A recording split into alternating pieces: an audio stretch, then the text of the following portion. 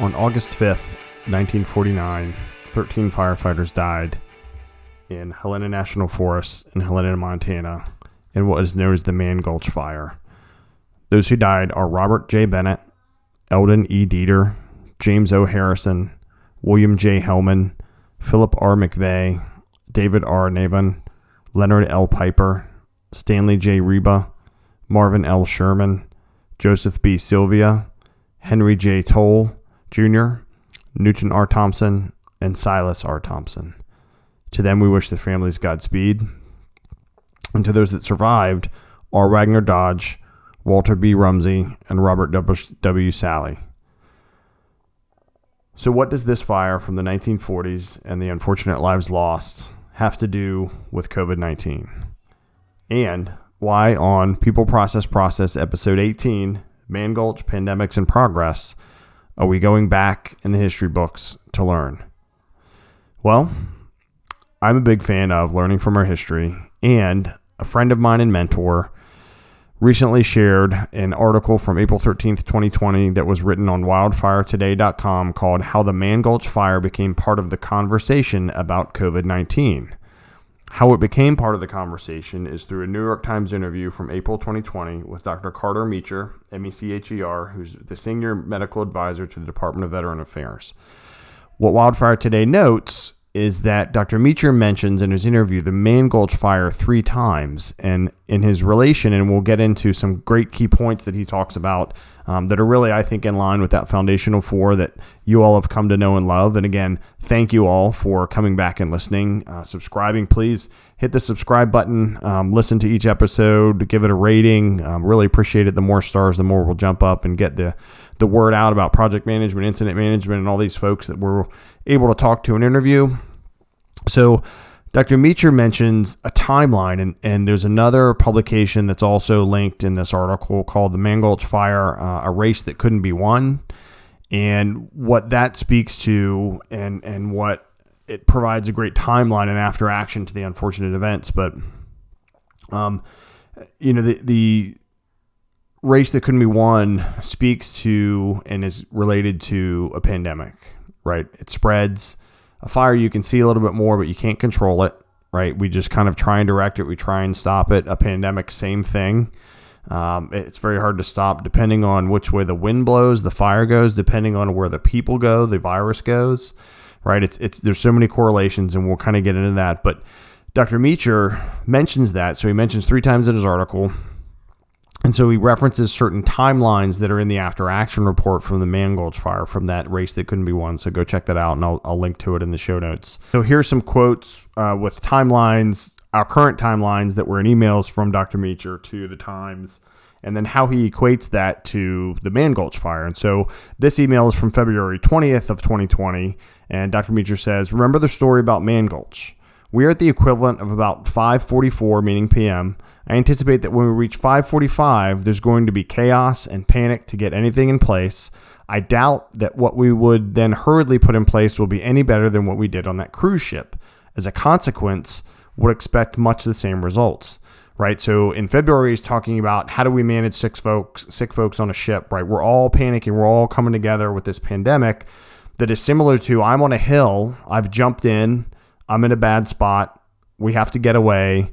We're starting to go back uphill, realizing we are not going to cut a line or fight this fire. We have to get out.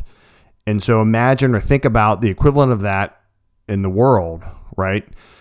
Cases spring up in China. They spring up in Italy. They spring up other places. They start spreading. Everyone goes, what do we do?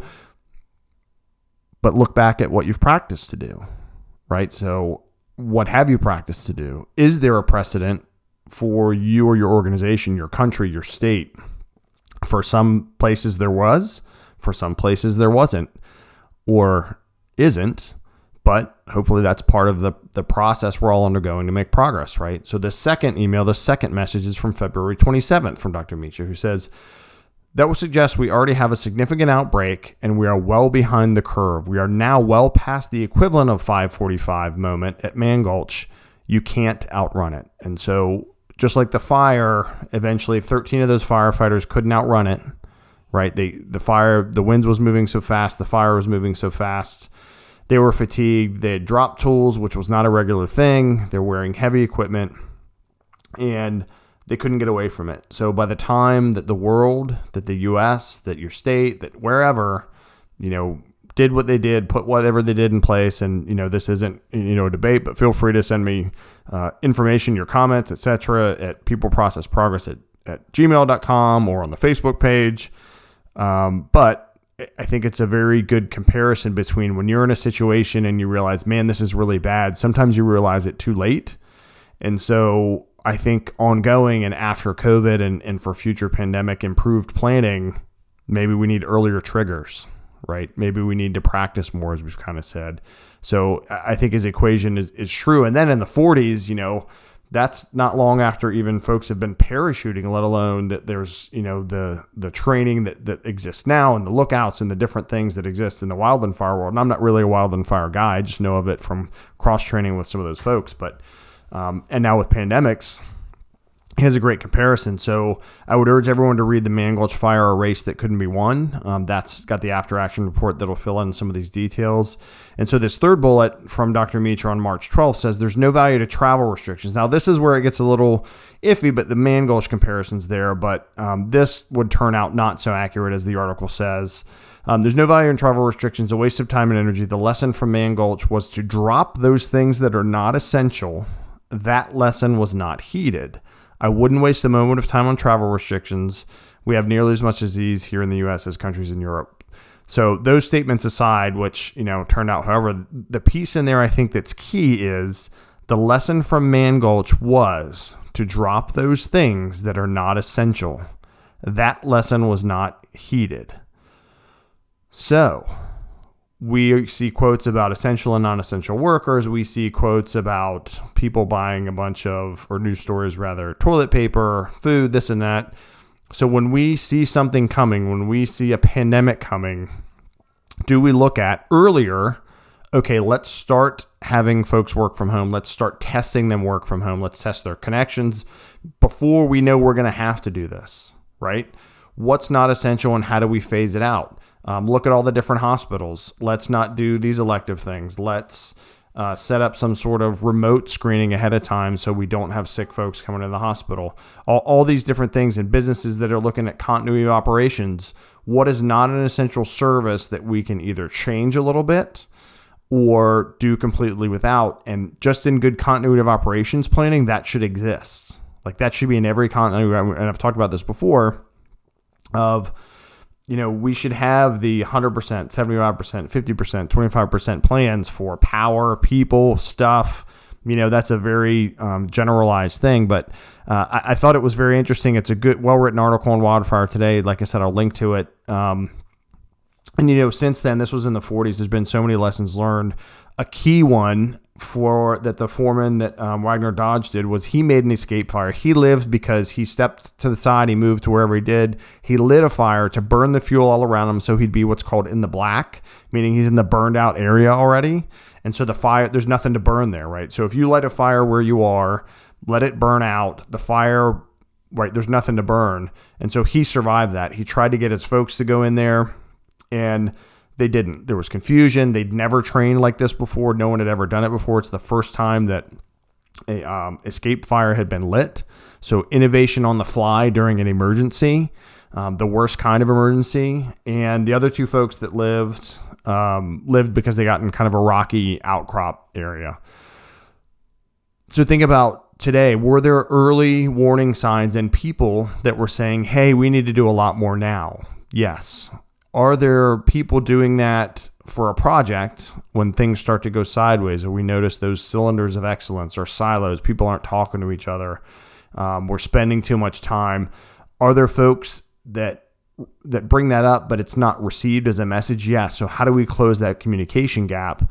Mann Gulch was a really hard way to find that out, to find this tactic that worked that's now, a standard in the Wildland Fire Service. I think hopefully what too becomes a standard in pandemic response and making progress and just working together after COVID-19 is let's be way more proactive. Let's actually practice, as I've said, all those things that are on our documents. Let's put those into motion, right? We have to well ahead of time. So be the early warning, but also be someone that can adapt, right? Just like Wagner Dodge adapted and said, you know what, if I burn all the fuel here, I'll be safe. The fire can't get me. I'm going to drop the tools just like he told his men to do. They'd never practiced that before. So, okay, every organization, how can we send everybody home and work remotely? Right? Which, if you think about it now, how can we provide patient care remotely, not in person? So telemedicine just exploding now, right? So thinking in emergencies, innovations that we can do that can save lives literally now, that can make companies more efficient. And that's what happened at Mann Gulch. It saved lives. And that's what's happening now with, COVID-19. And there's some great outcomes, some great lessons learned that I want to share. That are already well written. I don't really need to paraphrase them a whole lot. But the writer of this, interviewed Dr. Meacher, and so the wildfiretoday.com article. And so here's some great lessons learned as they relate to the Mann Gulch Fire and pandemics. So you cannot wait for the smoke to clear. Once you see things clearly, it is already too late.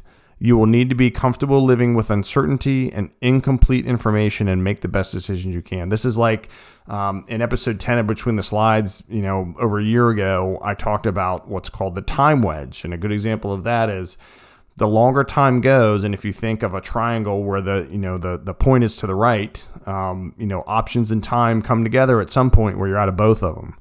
And so just like in Mann Gulch where they ran out of time, right? They couldn't get far enough away. They couldn't drop tools fast enough. They, couldn't get everyone into the black burned area. It was too late. And so by the time you wait for the rumbling on your project team to get so bad or be so behind on schedule or be so behind on resources, it might be too late, right? Then you're doing what I've had to do and kind of recover service, kind of bring folks back together, do better change management, just, kind of do that. But, you can't wait till the smoke is clear. And the other good thing, which we've talked about here before, is when you're in a crisis, when you're in an emergency, perfect is the enemy of good. So you need to, yes, abide by the laws that you can. Some have changed, right? Like HIPAA. But you need to do the best that you can for the most people as quickly as you can, and then circle back, as a lot of folks are doing now. I know I am, to say, okay, now how do we make this a permanent, the right way solution? But in the heat of things, you do what you need to do. The second thing in the article is you can't outrun a wildfire or an epidemic, right? You can't. By the time you turn to run, it's already upon you. And an epidemic, as we've talked about in previous episodes with public health preparedness and response and stuff, you can't see it. It's not a fire that's visible. So there's no extra water to put on it. There's no extra security, those kind of things. And so it's very scary, and you can't outrun it. You just need to manage it, manage the consequence, manage the impact, train on responding to it, testing, all that kind of stuff. The third of the points is, in an emergency, you need to figure out what is important and what is not. And that means you might need to drop things you thought or were taught were essential and to hold on to those things that are most important, right? So what did we think was essential and important for decades? People physically being in an office space, right? What is most important? That our people are working together and communicating. It doesn't matter where they do it from. That's a hard lesson that every organization across the world is learning right now. The last part of the statement is you just need the wisdom to discern the difference between what's important and what isn't, and the strength to drop things that aren't important, right? Because we want to hold on. And I remember when I was a new planning section chief, I wanted to hold on so tightly to the process. We're not going to deviate. We need to do this, this, and this. And the good part of that is I drove people to get to the point where they were detailed so that when they didn't have time to do all of the process, like I eventually learned, they at least knew the details to fill in to get what they needed to be done. And that was part of the early evolution of plucking out those foundational 4 objectives, org chart, resources, and communication stuff. And it's hard to drop that. So you need to look at yourself, drop your ego, drop the silos, the collar devices, the org things, and say, look, what's important? The important thing is our organization's electronic medical records can talk to each other. Our industry competitors can get together and figure out, okay, what's the best way we can coordinate a response or share resources? Like we just do it because it's the right thing to do. The fourth of these statements is when in the middle of a fast-moving crisis, continue to ask yourself, what is the equivalent of an escape fire? And that's a great analogy. So that escape fire where you have an out that, for Wagner Dodge saved his life, or what's your escape fire for getting out of a project that's not going well, right, for your organization? So do you have kind of that, the strength to drop things that aren't important? The other side of that is have the strength to escalate things that are. Right. So you need to, if you're a project manager out there listening, be comfortable with yourself and with your leadership to be able to say, look, this isn't going well. We need to escalate and say, look, do we want to carry on with this? Do we need to escalate to, your teammates leader, to the vendor's leader, to your own leader? And sometimes you just have to do that. It's not great. It's not fun, but that is a strength that has to be done. And just like you have to look at your team and on the fly give an impromptu order that they might not be used to or have practiced before. Just like Wagner Dodge did running up the hill saying, drop tools, just leave them. And the crew's like, we've never done that before. But you know what? When a fire's coming after you, like in a pandemic, like in another emergency, and you say, hey, we're going to set up at this hospital, at this hotel, to do medical care. Well, we've never done that. But you know what? It's a need that has to happen on the fly. So think of your contingency plans as your escape fires, right? Using that PACE model, right? What's your primary plan on a sunny day when everything's going well? What's your alternate plan when, maybe we're out a few people, maybe we don't have as many things? What's your contingency plan for you've lost power? Or a good example of contingency plan is we can't work from here because we can't be near each other anymore, right? To what's the emergency plan? Now we have folks that are exposed or injured or, out of work, or we're in trouble of losing our business. So, this Mann Gulch compared to pandemics and how it could help us all reevaluate and look at how we can make process, I think is a great example. I hope I've kind of brought all that together, at least piqued the interest. So I will put the link to the Wildfire Today article about how the Mann Gulch Fire became part of the conversation about COVID-19. Also to the race that couldn't be won, that article from the Forest Service. And I hope for all of you, as we close out April, or if you listen to this in the first few days of May, that we are all making progress as we're working from home or remotely with our kids, homeschooling, trying to better ourselves, staying in shape. And it's a tough battle. It's a roller coaster ride, and I'm probably preaching to the choir out there. So again, I am profoundly thankful for the opportunities to have been on a few podcasts lately. I was on Behind the Shield, which should air soon. I was on People with a Passion, which the YouTube video version and audio version are out. So check those out. I'll link to those with Craig Rowe there with Australia. So again, podcasting and the internet's amazing. I had a conversation with someone from Australia last week, and it was just awesome. So thank you all very much. Again, please subscribe, share, rate the show. Of course, bias, I would like a high rating. It would help us get up and have more people process and progress. We're going to have great guests lined up next week and thereafter. So thank you all very much for your time. Take care. Godspeed. Stay safe.